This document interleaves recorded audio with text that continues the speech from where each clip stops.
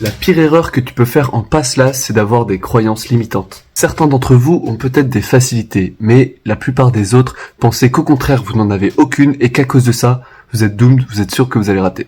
Eh ben je t'arrête tout de suite, t'es en train de te saboter. Moi j'ai toujours eu des facilités, et je le dis sans prétention, mais ça a failli me saboter, parce que pendant ma P1 j'étais convaincu que dans tous les cas je passerais, que c'était pas si dur que ça, je me faisais des histoires complètement, et même quand je travaillais à peu près à 50% ou moins, je me disais mais bon, c'est bon ça va le faire, je suis meilleur que tout le monde, et j'étais complètement arrogant.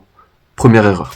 Je me suis retrouvé avec un classement de merde au premier semestre, il a fallu que je me remette en action absolument au S2, et ça m'a permis de valider mon année. Et dans l'autre cas, vous avez le contre-exemple parfait qui est La Cervelle.